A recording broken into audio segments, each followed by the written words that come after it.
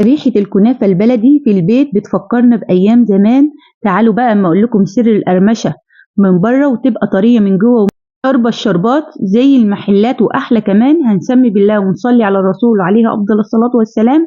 وتعالوا بقى نعمل كنافة زمان، الكنافة اليدوي. ما شاء الله، شايفين كمية الشربات قد إيه؟ بقول لكم هي مقرمشة من بره ومن جوه طرية جدا بخطوات سهلة وبسيطة. هنسمي بالله ونصلي على الرسول عليه أفضل الصلاة والسلام. أول حاجة بنجيب الكنافة دي اسمها الكنافة اليدوي أو الكنافة البلدي، بتبقى موجودة أكتر في موسم رمضان، لكن في الأيام العادية اللي بتبقى موجودة الآلي. الفرق ما بينهم إن دي بتبقى سميكة شوية والتانية بيبقى السمك بتاعها رفيع. هنا هستخدم معلقتين من السكر البودر علشان يدوك القرمشة ويدوك كمان تماسك للكنافة. تقدري تقطعيها قطع، معلقتين 2. وبعد كده هستخدم كوباية من السمنة مقدارها 200 ملي للنص كيلو كنافة، كده سمنتها مظبوطة. أهم حاجة قطعتها كويس وفكيت منها التكتلات علشان تشرب معايا سمنة وزيت كويس.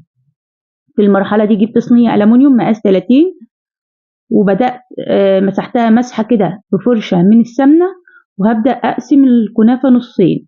نص هتحطيه في الأرضية وتضغطي عليه. حطيت كيس علشان الصينية ما تعلمش في الكنافة لأن هي ألمونيوم. حطي بقى الحشوة اللي انت حباها. أي مكسرات، أنا استخدمت زبيب وجوز هند شرايح وسوداني مجروش. أهم حاجة ما تخليش الحشوة في الحروف علشان ما تتحرقش معاكي. ما شاء الله هتملي البيت فرحة وبهجة، بتفكرنا زي ما اتفقنا بأيام زمان. ريحة كده البيت لما أمهاتنا كانت بتعمل الكنافة البلدي كده بنستناها من رمضان لرمضان، لكن الكنافة التانية زي ما اتفقنا متوفرة في الأسواق على طول. هنا بقى ببدأ أنزل بنص الكمية الباقية، بتدخليها فرن سخن درجة حرارة 200. أنا بحطها على الصاجة مباشر بس مع المتابعة، بتعرفي إن هي استوت ازاي من تحت. الحروف بتبدأ تاخد معاكي لون. بعد كده بتولعي لها الشواية. الضغطة مهمة جدا علشان بتديكي قطع كنافة متماسكة. أتمنى من أحلى متابعين اللايك والشير علشان يوصلكم مني كل جديد. أنا فاتن الجندي، يسعدني المتابعة والاشتراك في القناة. هنقدم وصفات حلوة أوي في رمضان، حلو وحادق وهتنول إعجاب الجميع.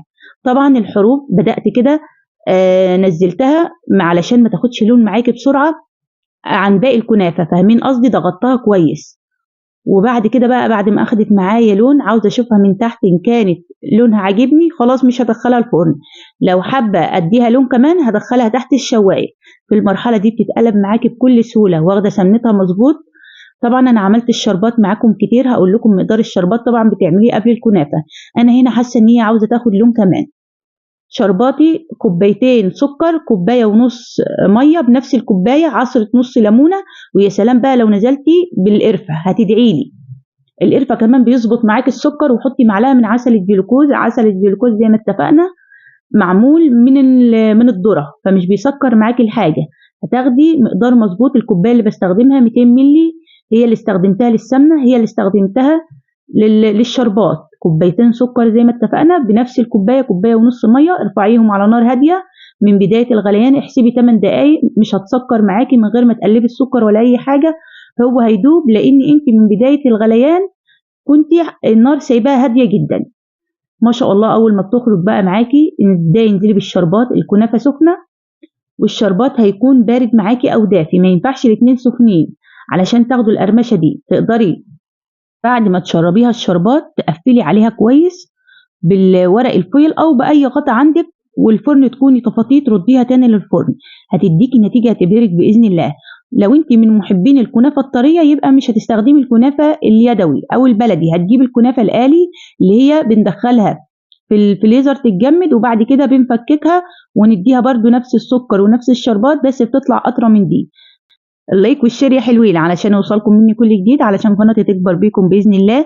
كل عام وانتم بخير، ربنا يحسن ما بين ايديكم مقدما وتعملوا احلى حاجه تفرحوا بيها اولادكم وبيوتكم. واشوفكم على خير يا احلى متابعين.